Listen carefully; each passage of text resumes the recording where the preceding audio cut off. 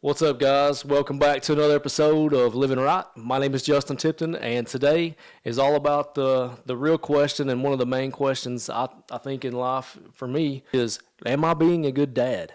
And I think at some point in time, all of us, if you're a father or a dad, all of us have sit back and said at some point in time, we've been like, am I really being a good dad? Am I raising my children the way that they need to be raised?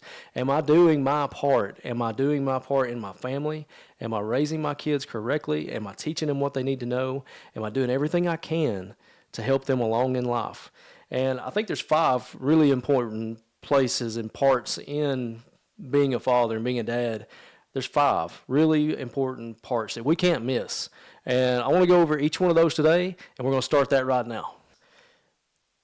Being a dad, being a father means you have to lead by example. So it's easier for them to see you do right than it is for them to be taught to do right and you not do those things. You have to lead by example. You have to do that physically, mentally, emotionally. Every part of your life has to be to the point to where they can live by it. You've got to hold yourself to some of the high standards ever, because you're put in a position to where you can take care of children and you're helping them create their foundation in life. I still look back to this day, I still look back to my childhood and reference that, and it still impacts me, positive and negative ways. It still impacts me to this day, and I'm 40 years old. So I want you to understand the importance of this, and we only have a certain amount of time in life to be able to do what we need to do to raise our children correctly. All right, so here we go. Number one, you have got to be the protector. You are the protector of your household, your spouse, your children, everything around you, your assets. You have to be the man that takes care of it. You have got to stand your ground. You've got to be in a position to where you can hold your own, and you need to understand that this is an instinct thing. This is something that you should develop quickly as a father, is that you know when danger is near, and you have to feel that, and more importantly, you have to act on it. You need to be able to protect yourself. You need to be able to, it doesn't matter if it's physical, mental, emotional, you've got to protect yourself. And then you've got to be able to do that for them. You got to be able to fight. You need to understand how to get involved in something. Go box, go jiu-jitsu. I love jiu-jitsu. Lift some weights, get yourself physically able to do those things. Make sure you can do that. Not everybody believes in guns, but I think you need one. I think you need to be able to use one, and I think if you do it correctly and you go through the process correctly and you understand the safety and you keep the guns in a safe place, you don't want to hide these from your children. You have to understand. They all need to understand this is a way of protection. It is nothing else. It's just a way of protection. And you've got to get to the point to where you can do that. You need to understand how to use it. And if somebody comes into your house at the middle of the night and they've got a gun and you don't, guess what happens? We all know the answer to that. We've got to have a way of fighting back. I want you to be able to so nowadays, I think computers, phones, stuff like that, it's really taking a lot of time away from our kids. They're spending a lot of time on it. And these social media apps and stuff like that, it can be really bad. You need to be able to take your phones and limit what they have access to the best you can. There's so much out there now that it's really just freaking scary. But we have to instill all this in our children at a young age so that they understand that it is wrong and that they do have that barrier. You need to set up some kind of guardrail. As far as your kids go, you've got to get yourself to a point to where you understand when it's okay for them to fail, when there's not really that big of when it's something they can learn from, it's okay. When it's something that they can learn from but it's going to hurt them, we got to know when it's okay and when it's not okay to step in. We got to let our children live. We got to let them fail. But at the end of the day, if it is going to be something that hurts them, it is our place to step in. It is our place to do right. And it is our place to make sure that they are not hurt through this life. So number two, you have got to be a provider for your family. You need to let them see your work ethic. You're going to miss some of their things. You're going to miss some of those basketball games. You're going to miss some of those school activities that you don't want to miss, but your work ethic is what allows them to be able to go do that. And they may not even fully understand that when they're a child, but when they grow up, they will. And that's what really matters. We're trying to make them the best adults we can. And if they see your work ethic, you you are setting them in place to where they understand when they get older they're going to have to work. That's just the way it is. That's life. You get in what you put out. You got to have multiple streams of income. You don't just need one stream of income. 9 to 5 is not all right anymore. 40 hours a week, I don't think it's probably not enough anymore. You've got to provide for your family. And you've got to be able to accommodate housing, food, fuel, insurance, expenses, health insurance. All these things keep adding up and it gets out of hand.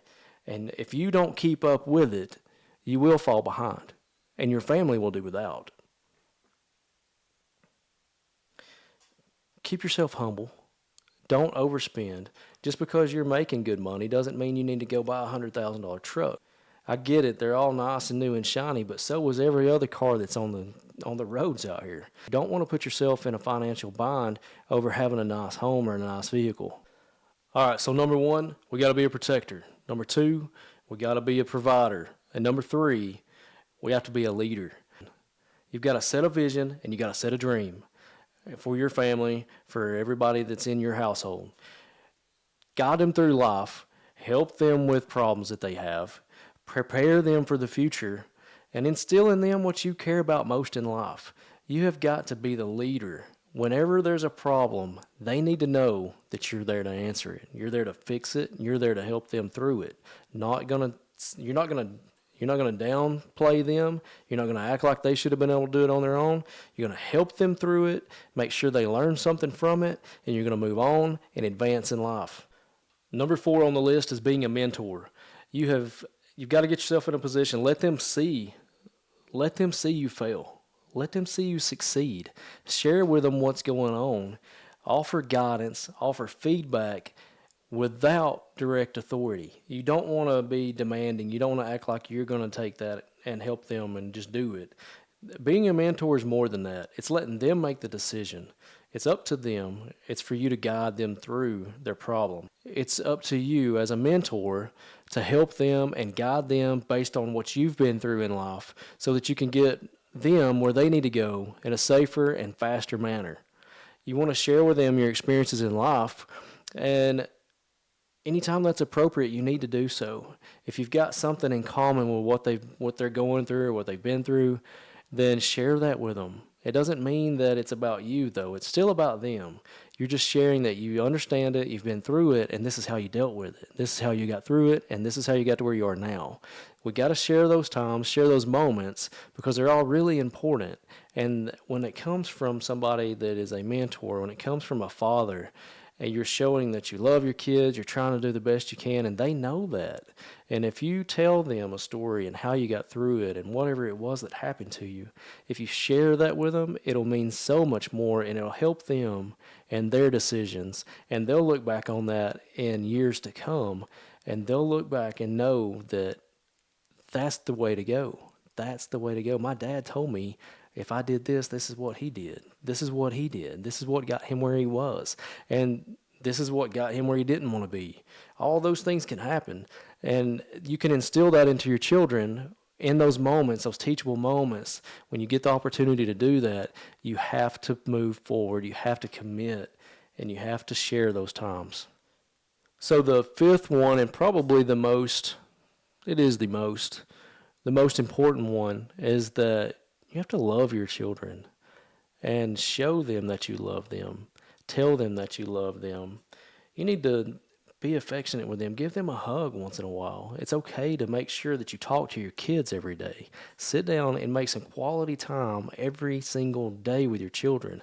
That could be 5 minutes, 10 minutes. If you can do an hour, that's great. But at least at some point in the day, you've got to really just sit down one-on-one every single day and see what's going on. Talk to your kids, and they'll talk to you. And a lot of times when we just go through the hustle and bustle of life, we're just trying to get ready for the next day. We're trying to get ready for this, or trying to go to that, or we're late for this. I'm telling you that life as a father is about your children. Take the time and spend it with your children. don't mess up. If you say yes to everything, you're saying no to them in some ways. You cannot commit to everything that comes your way. You have got to pick and choose and know that whenever you do that, you sacrifice some time with your children. And we have to work and we have to go do these things and we want to be involved in all kind of things, but at the end of the day, if you can't be involved in your children's life, it's not good for you and your family anymore. And to bundle all this together, love is really what connects all of this. It's what makes us a protector. It's what makes us a provider. It's what makes us a leader, a mentor. It's all of those things that create fatherhood for us. It's why we do it. It's because of love. We love our children unconditionally. And I know we're all that way. And when we say, are we a good dad? Yeah, we can answer, yeah, we're a good dad, but are we the best dad we can be? Are we the best father we could possibly be? I want to be able to say yes, but at the same time, I know without a shadow of a doubt, I can do better. I know tomorrow I can be better than I am today. And I want to commit to that. And I want to ask you to commit to that as well. In each of these 5 areas of life, let's step it up a notch. Let's provide the father that our children desire and that they deserve.